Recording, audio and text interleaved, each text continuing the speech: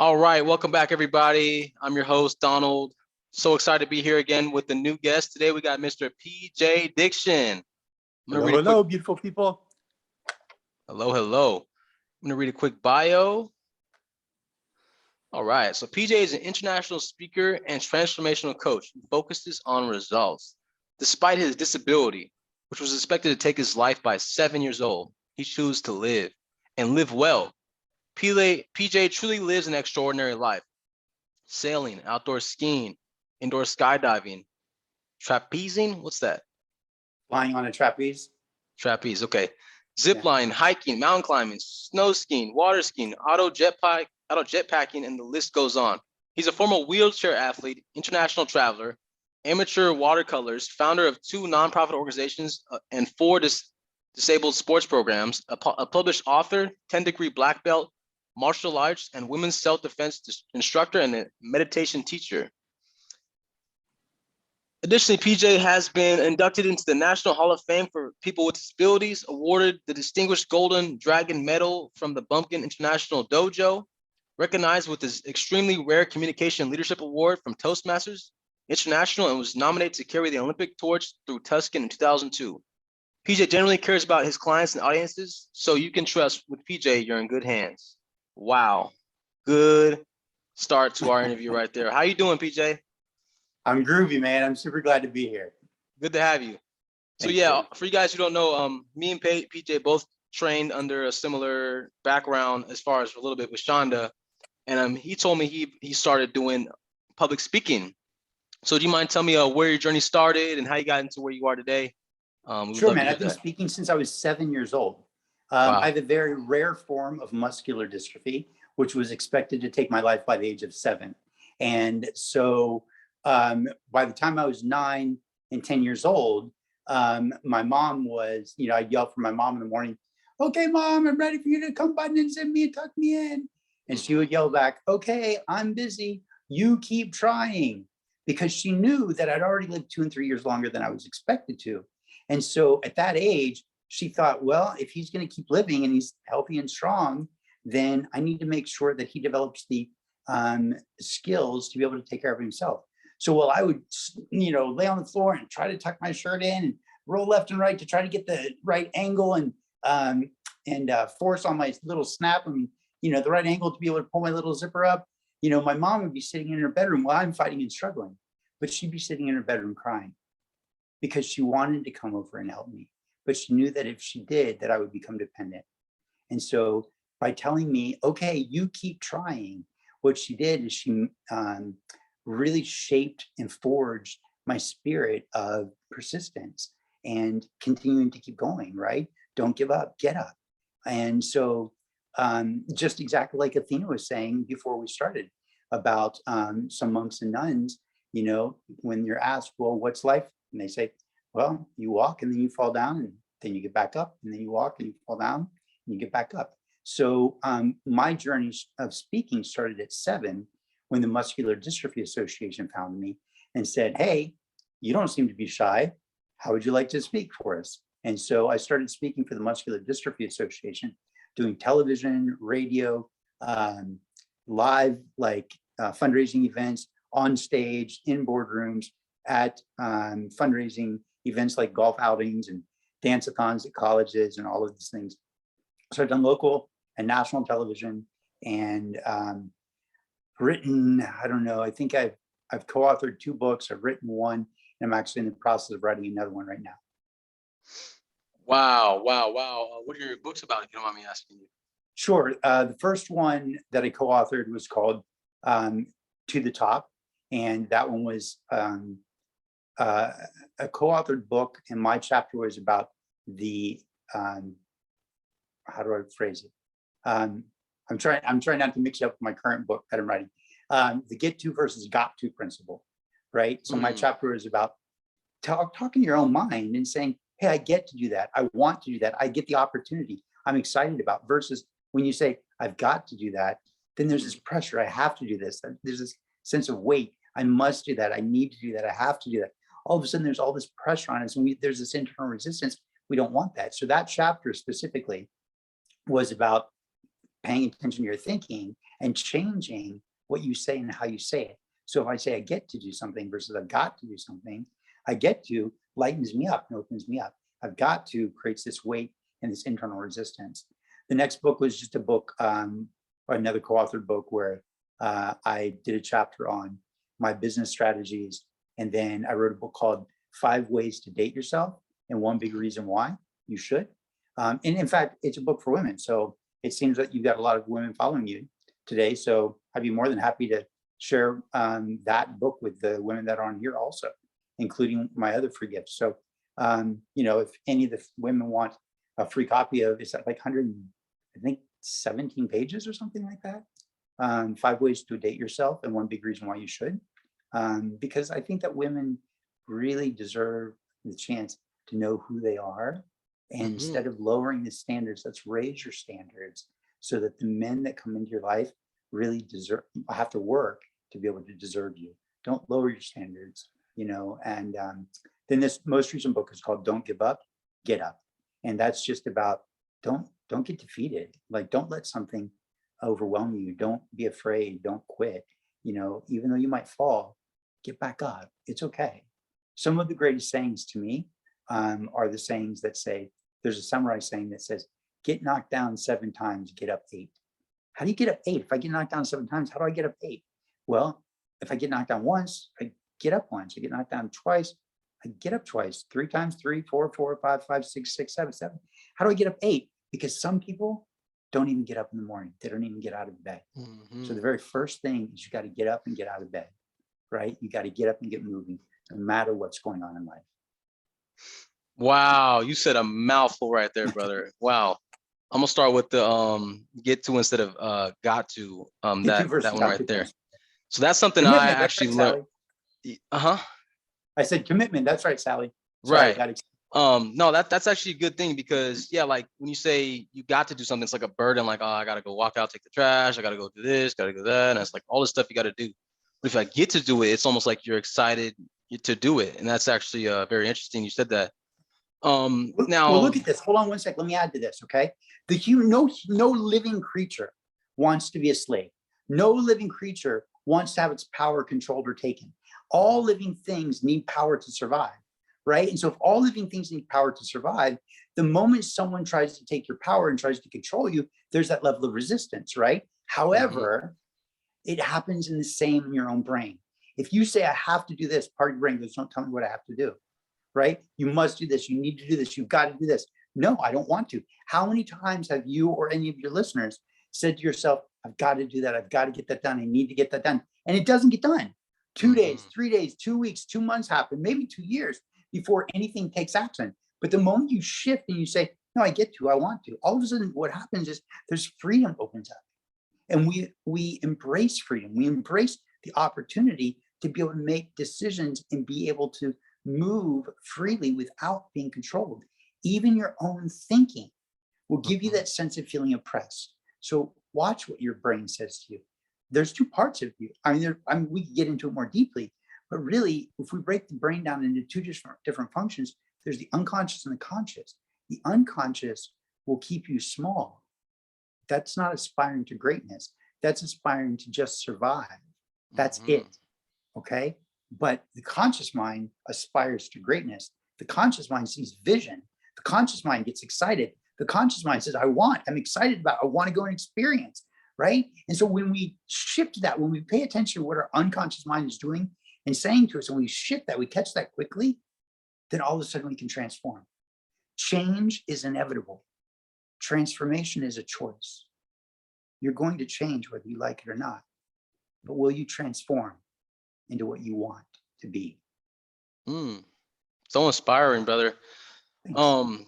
I also like your background. I know you used to say this is martial arts. Tell us about how that changes. Obviously, I know like trying to like master yourself is different than just trying to be like everyone else. So when you're competing, it's like you're literally trying to compete with yourself, like Bruce Lee would say or something like that. So tell us how that kind of helps shape your mindset and your mentality, because you got such a great mentality. Thanks, man. Well, I'd say the mentality might come from genetics, it might just be the way I was born, but it's definitely the way I was raised. So I am in a wheelchair. I'm a disabled man. I can't lift my arms actually. you see me moving around, right? But my arms are basically just, they just sort of hang at my sides, and I can fling them around and use a little bit of tricep. So in martial arts, you would think that you have to step out of the way, you need to block, you need to be able to use weapons. Well, when people attack me, if they just like stand there and throw their arm out, I can't do anything because there's no power exchange, right? And so this is an important piece, power exchange, because in every relationship, every interaction, there's a power exchange, right? There's sometimes people are trying to take power. Sometimes people are giving their power up. Sometimes there's just an exchange. Let me share some of mine, and then you share some of yours, and I'll receive what you share, and you receive what I share. So if somebody actually comes in with real force, then I tie people up with my neck, my head, because I can use my spine. I can, if somebody's punching from over here, I can tie them up and pull their arm over here. And when they're off balance, then I can drop them. So I'm limited in what I can do.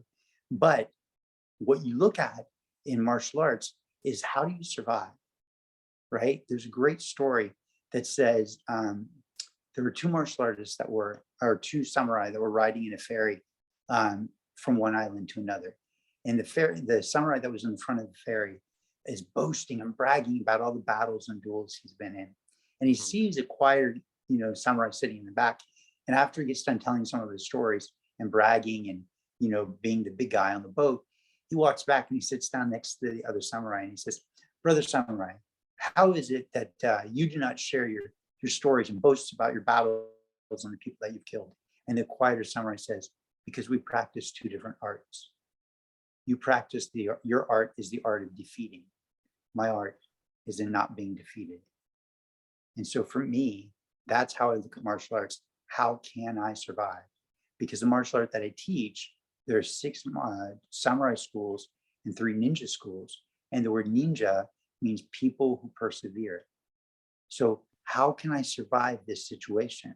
How can I, even in my own life, as I've gotten weaker, because in 2019, I got a virus that caused me to lose about 85% of my physical strength. So how do I keep going? Because you become resilient by looking at your vision. What is your goal? Where do you want to go? What is it that you want? You can either look at the pain and the fear and the worry and the doubt, or you can look at the vision and the goal and the drive and what you want. And when you look at what you want, you'll do everything you can to survive. You'll do everything to reach your greatness. You'll do everything you can to win, right? But it's not really about winning in the beginning. In the beginning, it's just about, can I survive? And then after, can I survive? Can I live in a way that feels good? And then can I start to thrive? And then do I have enough to share with other people? And then can I lead other people? So there's an evolution in martial arts. It's an art, right? It's an art. And as we practice any art, enlightenment comes. There's a level of deepening, of understanding, of compassion, of love, of generosity, of patience, And so it's just a practice, first and foremost, of letting go. What can I let go of? That which doesn't serve me. And then the other piece is, how do I empower myself to become what I want to become? I only teach 2 things, whether I'm speaking from stage or whether I'm working with my clients. I really only teach 2 things: letting go and empowerment, empowered action, really. What can I let go of, and how can I take some empowered action? When you study those, you realize they support each other like the yin and yang. When you study them even more deeply, you realize that they're basically the same thing. You have to take empowered action, or rather, empowered action is letting go, and you have to be able to let go to take empowered action. Wow. Yeah, that's, again, a mouthful right there, brother. You're saying a lot of good stuff there. We have one question in the chat here. It says, what do you mean by letting go? Yeah. So it depends on what the situation is. What are they clinging to? What are they holding to? Sometimes it's letting go of your ego. Sometimes it's letting go of your fear. Sometimes it's letting go of your anger and your resentment and your frustration and your sadness, right? Sometimes it's letting go of, for me, there were times when I was getting weaker because my disorder is progressive, which means that over the course of my life, I'm 52, and I was only supposed to live until I was 7. I've lived 45 years longer than I was supposed to at the timing of this video, or the timing of this recording. And so I think it's really important for people to realize that as I got weaker, I struggled to just get out of the shower. And as I would slip and fall, at some point I would get upset and I'd be like, okay, God, I get it. Like, you want me to be more focused. But then I had to let go of the frustration so that I could empower myself and use the resources that I need. Sometimes anger is beneficial because it strengthens you, but sometimes it just causes things to fall apart, like relationships, you know? So letting go is dependent upon where you are in your life. Sometimes letting go is just, I don't believe that I can do it. The moment you have that thought in your mind, let it go. Exchange it. Think about letting go. Instead of letting go, think about letting go as an exchange. I don't believe in sacrifice. I believe in willing exchange. So we willingly exchange something that we might want for something we want more of. So I don't believe in sacrifice. So when you think about letting go, think about it just simply as, what can I exchange? What's not working? And how can I let that go or exchange it for something that would work for me? Did that answer the question? I believe that answered the question, Sally. Sally Says it says, did. yes, thank you. You're welcome. Yes. So let me ask you a question, PJ. Obviously, you have a real reason to look at life like, and make up excuses why you can't do this, why you can't do that. Yeah. And someone like me, I might have some excuses too. But how does it feel like when people might say, well, oh man, you can't do this, you can't do that, you can't do that? Growing up, when did you like make a stand, like put the line in the sand saying, you know what, I'm gonna stop making excuses for myself. Okay, I know I can do it despite what anybody's telling me. When did that come out for you? Because I feel like that's something I really want to ask you. My whole life. Really, the only two people that I can think of that off the top of my head that I can think of that told me I couldn't do things. And I hate to say this, but my dad, and he would, in some areas, he would encourage me and say I could, but in other areas, he would tell me that I couldn't. So I was getting some really mixed messages, right? Like, for example, martial arts. When I was, I think 9, I asked him if I could train martial arts. And he said, you can't train martial arts. You walk in leg braces. So, and doctors, doctors like, well, you'll never be able to do this. You'll never be able to walk. Right. And I threw away my leg braces in 3rd grade and walked without them from 3rd, 4th, and 5th grade. 6th grade, I got them again. And then when I wasn't able to walk anymore, I kept falling down in the 8th grade, 7th and 8th grade. I was just too weak to walk anymore, more than like 15 or 20 feet. And then the doctors said, you've got to put him in a wheelchair. So they put me into an electric wheelchair. And when I got to college, I saw all of these other guys that were in electric wheelchairs and looked really disabled. And all of these guys that were athletes that were like paraplegics, paralyzed from the waist down, so they had normal upper bodies. And I said, if I have a choice, if I have to be disabled and I have to be in a wheelchair, then I could be like these guys that are in electric wheelchairs, or I could be like the guys who play sports. So I gave up my electric wheelchair and I picked up my manual wheelchair and worked out 3 or 4 times a week. And I didn't get very much stronger just because of the nature of my disability. I did develop endurance, but I really didn't get that much stronger. And so I've always had that drive. And I think that came from my mom. Maybe I was born with some of it, but I think it was my mom. So when people told me I couldn't, there's really only 2 people that I can think of right now as I'm talking to you.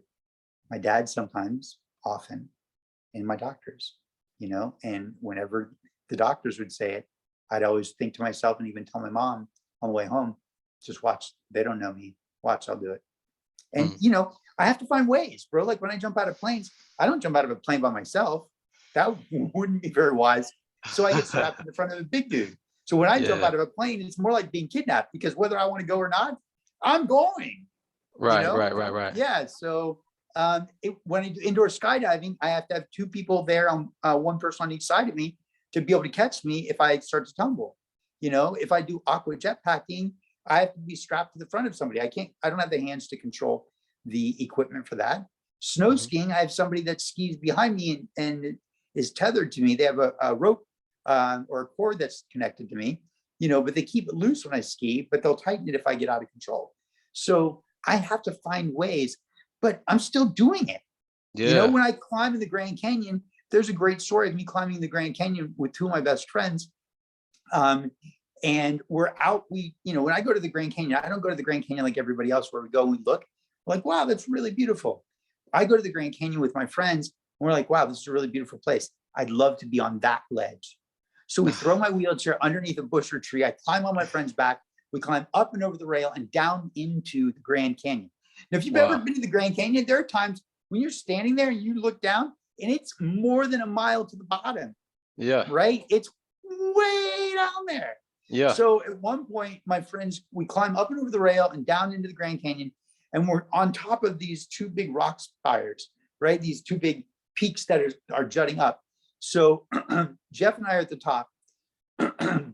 My friend Tim is standing way down below me, and Jeff goes, and Tim's standing on about a 14-inch ledge, probably at, I don't know, 25-degree incline, something like that, right? And he's kicked off most of the gravel, and there's not much space for Tim to stand. Jeff goes, okay, Tim, and Jeff grabs me by my wrists, okay? Literally grabs me by my wrists, and he goes, I'm gonna lift PJ up, and then I'm gonna squat and lower him down as far as I can. And on 3, I'm gonna drop him. On 3, he's gonna drop me. 1, 2, 3. He lets me go over the edge of the Grand Canyon. My friend Tim catches me. This is living, right? Yeah. Because I'm not climbing, but I'm climbing in a way that no disabled person probably ever has. Yeah. Not that, I mean, maybe a small handful. Tim pulls me up against his chest, catches me, thank goodness, because had he missed me, I would have fallen, no lie, probably a half a mile before I would have hit anything. Okay. Tim pulls me up against his chest, and we squeeze between the two giant rock spires that I mentioned, right? And we walk out on this ledge. As we get to the very edge, Tim slips and falls on his butt and his back. And we slide to the edge, and his feet and ankles go over the edge. That's living. Yeah. You know why? Because for me, in that moment when you're faced with life and death, you choose life. You aspire, right? You aspire to live a greater life. But most people don't when life is just normal. And so for me, despite the fact that I've got the disability, I will always find a way to do the one thing that I really want to do. There's always a way. Sure, it may look slightly different. My method of climbing is different than your method. But it's still climbing more so than sitting at home watching TV. You know what I mean? There's always a way. So yeah, you are living life, and I'm Thanks, so thankful to have you here. Now, I was thinking about what you were saying about having all these people around to help you. Obviously have some of these fun times you're having. Your sound is kind of out. I can hear you, but yeah, go again. Can you hear me now? Yeah, much better. Yeah, much better. Oh, sorry about that. No worries. Yeah, so I realized, like you were saying, it takes a team kind of like to help you out on doing some things you're doing. And you're such a motivational speaker, obviously. What are some ways you take that life that you have and help others with communicating to help them get over their limiting beliefs or whatever excuses they might have for themselves? What are maybe some activities you help people out with, if you don't mind me asking you? Yeah. So a lot of times, the obstacle that's in their way is their own thinking, right? And so I don't often use my disability as a way to say, well, look at me, if I can do it, you can do it.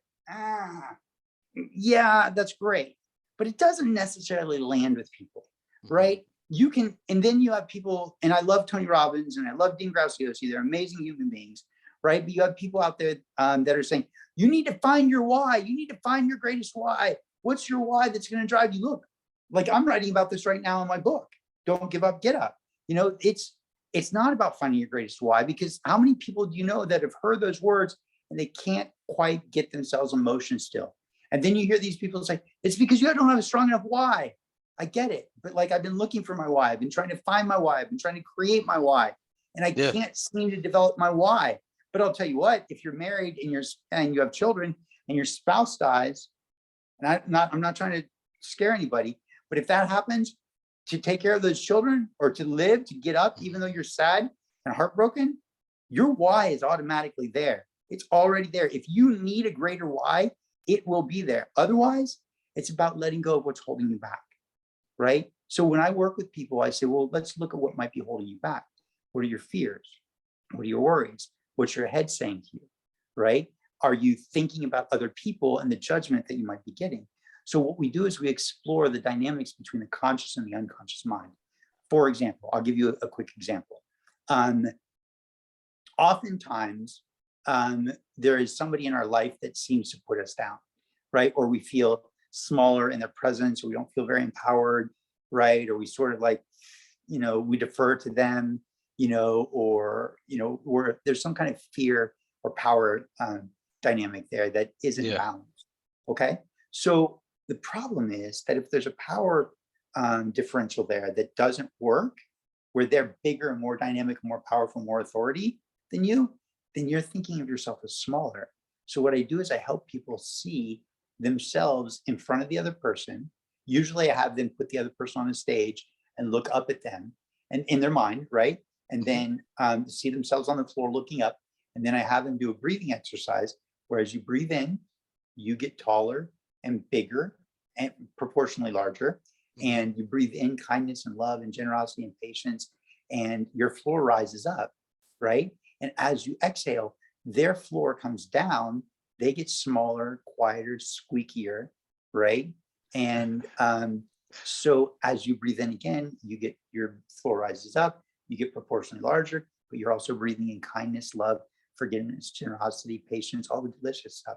When you exhale again, as you exhale, they get smaller and further away because their floor is lowering, and they're getting smaller simultaneously, and their voice starts to get squeakier and squeakier, like to the point like it gets softer and softer until it starts to get squeaky, and then you can't even hear it as you do this process. And I have them do this until that person becomes so small that they're smaller than the tiniest ant that they've ever seen. And then I say, now you have choices. Okay. If this person is somebody you don't want in your life anymore, just squat down, physically actually do this now, and flick them out of the way. You can reach down and pick them up, roll them between your fingers, throw them over your shoulder. And reach down, pick them up, throw them over your shoulder. Or if there's somebody like maybe your mom or your mother-in-law, right? You reach down, you pick them up, and you go, okay, I don't want to hurt you, and you can't get rid of you out of my life, but I don't want you to control me. So I'm going to put you behind me. I'm going to think about a shelf behind me. I'm going to put you behind me and sit on a shelf. So I can still come back and get to you, but I can't hear you. You're super tiny. You can't stop me. You can't pull me back. You can't get in my way. I can't even hear you. And I'm only going to know that you're there because I put you there. And then you turn around and you're always better. Why?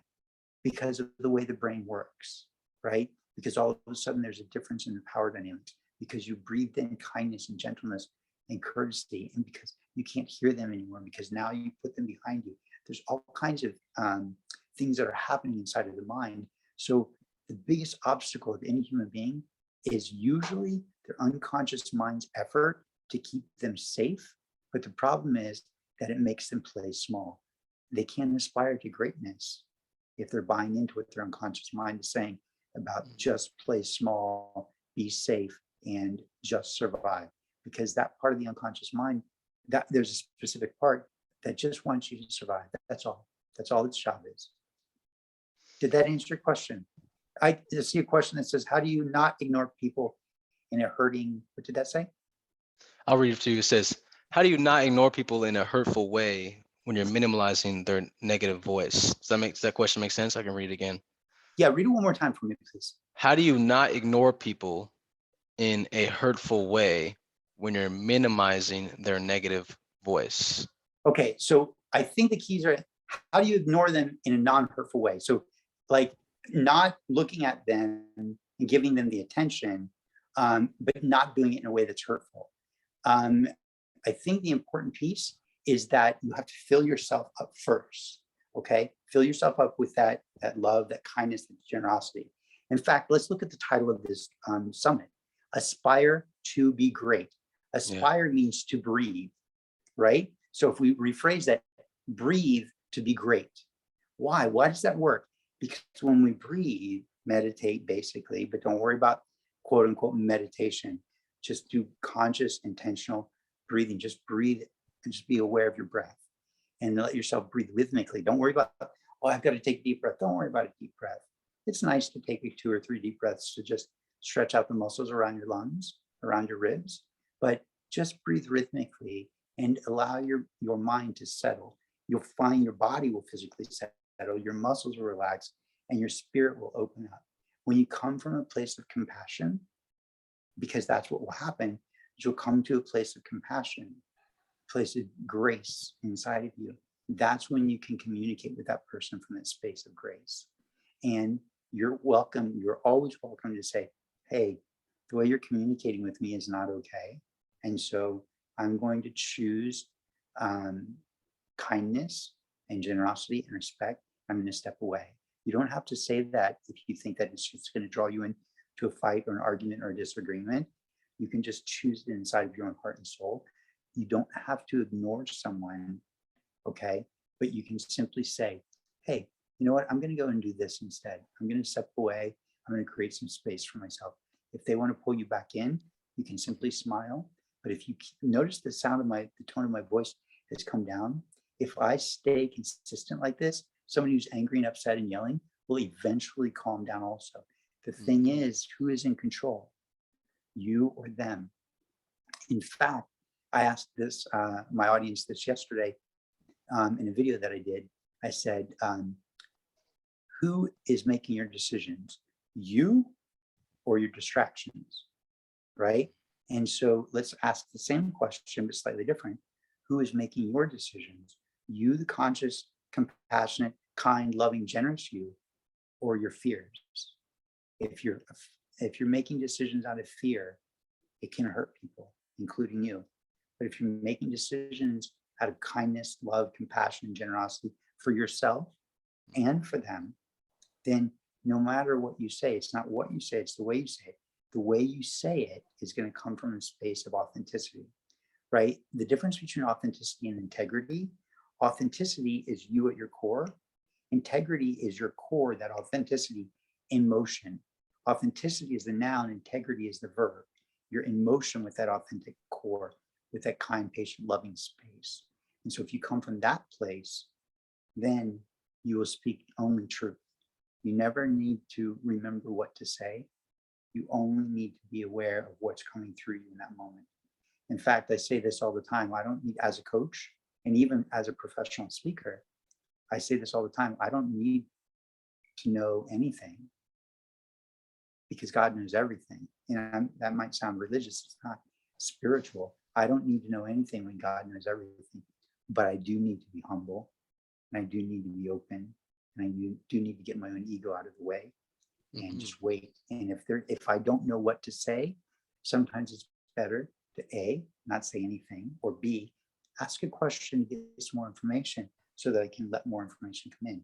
But all the while, finding ways to let go of my attachments, my anger, my resistance, my sadness, my hurt, my frustration, let that stuff go and only come to your authenticity, come to your core, come to that place of love for self, for spirit, for divine, for life, for humanity, love for kindness, love for compassion, love for patience, love for forgiveness.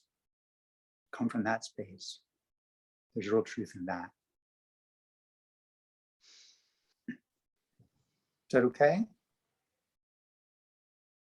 Yeah, sounds good to me. Okay. Yeah, I think Katie wrote some more specific stuff here. Let me go through it. It says, because the negative words are hurtful to the receiver and it's hard for the empath like me not to ruminate on them Ruminate, sometimes. yeah. Ruminate on them sometimes. Any suggestions aside from deep breathing? And then she also says, more specifically, I hate to say it, but a potential business client cussed at me because he felt rejected. Not okay. I thought about it quite a few times. Yeah. Okay, so listen, first of all, rumination. What is rumination? Rumination is this. I'm thinking about it, I'm thinking about it, I'm thinking about it, I'm thinking about it, I'm thinking about it, I'm thinking about it. But you're not thinking about it. It's not you, it's your unconscious mind. The unconscious mind is ruminating on it. You, the conscious you, are not. You, the conscious you, have just given into the rumination. The unconscious mind is controlling that, right? And so if you do that activity that I talked about before, where you breathe in and you get larger, but breathe in kindness, love, generosity, compassion, and let yourself expand, you may wind up being the size of the planet, the solar system, the galaxy, the universe, right? And they may become smaller than the smallest little atom if you need to do that. But I guarantee the moment that you shift the power differential, things will be better. And if a client yelled at you, you have to ask yourself, is that the kind of relationship that you want to have with clients? Is that acceptable? It's actually okay for you to fire clients. I mean, you're not like, you're fired, but it's like, hey, maybe I'm not serving you. So maybe we should end our contract. Not even maybe. Be sure of who you are. I think this isn't working out for either of us. So I think I'm not even think, right? See, both of those that you hear me say is me attempting to be kind instead of authentic. So if I shift into my authenticity, I just say, hey, this isn't serving me anymore. And I don't believe it's serving you. So I'm going to end our connection, our contract. And you're welcome to find someone else. Or I have somebody that I think might work better for you. Let me make an introduction for you. And then leave it at that. Let your truth be your truth. And so give me 1 second. I want it to come through me instead of from me. So I'm going to be quiet for just a minute. Because Katie, you said something important. You said, I think it was Katie, you said you don't want, you need something that your mind is ruminating on it, right? And you don't want you want something different than breathing. So give me a sec, because there's something in me that wants to come out. So give me a sec. Yeah, okay. So you're not standing in your authority. You're looking at yourself from their perspective. And from their perspective, there's judgment.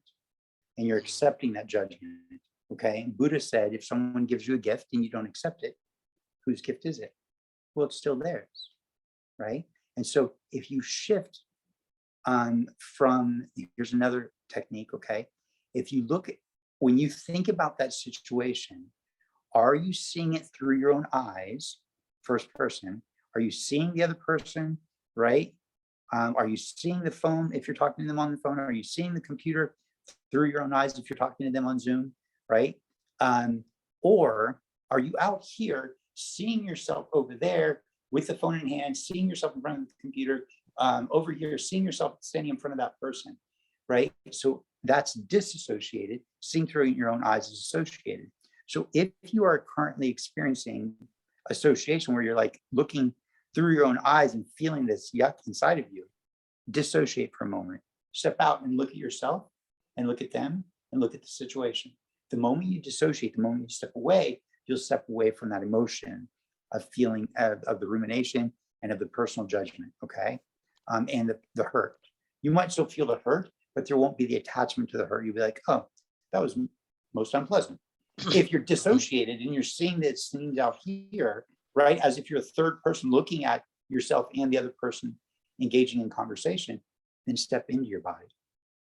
Associate, look at them, or feel like you're holding the phone in your hand, or feel like you're looking at them through the Zoom screen, or feel like you're looking at them through your own eyes with them standing in front of you.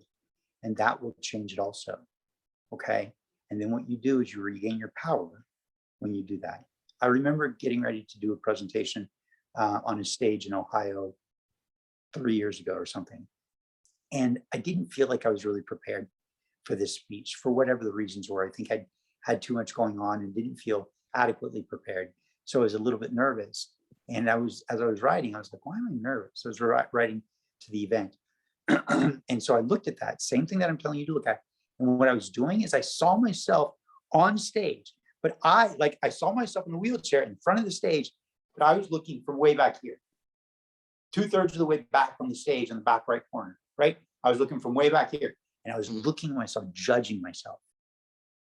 And the moment I was like, oh, I'm dissociated and judging myself. So the moment I shifted and came inside of my own eyes, I was excited. I was vibrant. I was filled with life. I was filled with integrity. I was excited. I felt this love for the audience and this love coming back from the audience, and it felt amazing. And I was like, oh, that was the problem. I was just dissociated. So let me just reassociate and reconnect. So try that. Hopefully that'll help. Wow, TJ, thank you so much. I think it's so important to have somebody in your corner to kind of help out as an observer sometimes, because sometimes you don't see a way out because you're so involved in what's happening. So I want to thank you so much. Before we close out, tell us where people can find you and where we can get some more information from you, brother. Sure. So if you can find me at pjswisdom.com. Website needs a little TLC, but it's good enough. PJswisdom, WISDOM.com, pjswisdom.com. You can also email me if you want. Just send me a quick email that says, aspire to great, podcast in the subject, or a summit in the subject line, you know, Mhm. and then email me at pj@pjswisdom.com. And you can find me, you know, on the social medias at usually PJ's Wisdom or the PJ's Wisdom. And you want me to tell them about my free gift, or is that you're not ready for that? Yes. No, tell them. Yeah, Okay. I'll be giving them out. I'll be giving the free gifts out to everybody. So just, yeah, tell them about the free gift. Sure. So if anybody's interested in the free gift, like there are two, I remember I said I was going to give you a second one. So let me give you the first one that I promised. It's just simply a 20-minute call with me. Jump on a 20-minute call. If you got something going on and you're like, yeah, but I'm sort of struggling, I can't figure it out, jump on a call with me. Let's just chat for 20 minutes and identify what might be bugging you and help you shift. Those who shift the quickest are the most successful. Those who shift the quickest are the most successful. We don't need an hour. When 20 minutes will be fine. If we can identify what's holding you back, then we can identify methods of releasing it. Okay. And the second gift, and that you probably in their email, they probably have that link. Is that true? Did you give them that link? Because I sent it to you. I'll send it out a little bit later, but yeah, just tell us what Okay. it is and I'll make sure I get it to them. Sure. It's just that free gift that I told you about. Okay. Yeah. And I don't have the You mentioned the book. I don't website know if that's if that's not what it was it? You mentioned the book earlier, like you're gonna give out. No. I'll give you the book address for that. But the other one I sent to you via email. Cool. So Okay. yeah, I'll follow up with you guys about that. Okay. So yeah. And then if they want the book, if you want the free 111, 117 page ebook called 5 Ways to Date Yourself and One Big Reason Why You Should. I know it's not that kind of summit, but heck, maybe it could help, right? Oh, Because yeah. it is helping you to aspire to be great within yourself, directing and getting connected with yourself. Just go to 5 ways, the number 5 ways, WAYS.PJswisdom.com. 5, the number 5, WAYS.PJswisdom.com. 5ways.PJswisdom.com. Groovy? Groovy. Yep, there it is. Donald put it in there. Perfect. Thanks, man. My brother, appreciate you. Last question, then we're gonna get you out of here. I'm so sorry about that. It says, do you struggle with retaliation when you're surrounded by naysayers? Katie, with the good questions today. Thank you. Yeah, that is a great question. So the key in here is, do you struggle? Okay. And the answer is usually no. Sometimes yes, because I'm human, right? But the moment I realize that I'm struggling, I recognize that I've given my power to someone or something else. Okay. And I go back in and I reconnect with my authenticity, my integrity, with the connection to source. I can do that through meditation. You can do that through prayer. You can do that through journaling. Some people like to jog. Some people like to paint. Some people like to hike. Some people, I like do something called one breath mushing, one breath, no mind, right? And so if the problem is struggling with naysayers, then 2 things. One, remember that there are dream stealers and dream eaters out there, and you don't want to tell them your dreams. And that's what it sounds like. You told people some of your dreams and they're trying to devour them. Because they haven't or don't know how, they don't think you can. Don't listen to them. That's not truth. The word desire comes from, if you break it in its 2 parts, desire, means of or from the Father. Not, again, I'm not being religious, but think about Father as in creator, okay? So if your desire comes from source, maybe you can listen to that instead of what other people are saying. So the struggle that you might be experiencing if you're surrounded by naysayers is A, because you're telling naysayers what you want to do instead of doing it. Don't talk, do, okay? There's that saying that says, those who can't do talk, and those who can do don't talk, right? And the second piece is, so not only just don't tell them, but taking that action. The second piece is, is that you must take action from your core, from your heart, from your personal power. You cannot take action from just thinking, okay, well, I'm going to try this. You have to commit.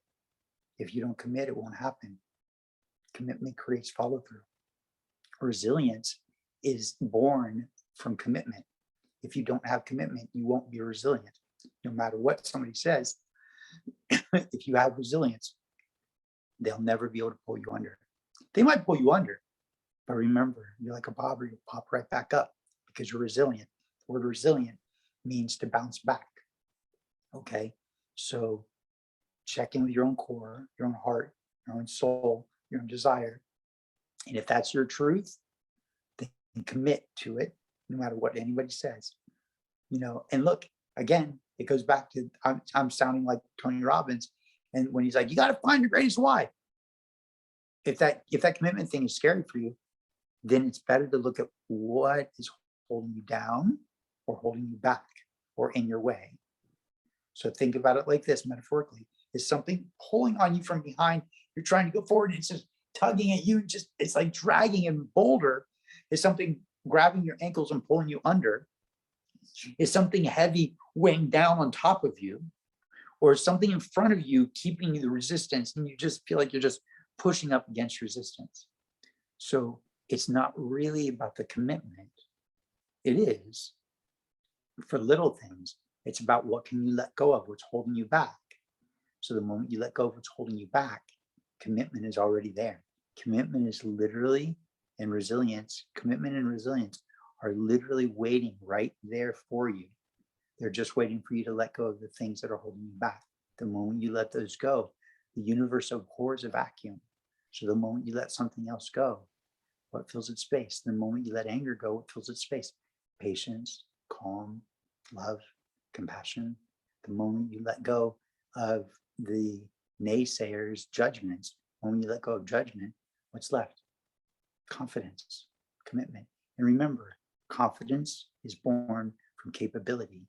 Okay, so if you're not feeling confident, it's just because you're not capable yet. Or not, it's not that you're not capable.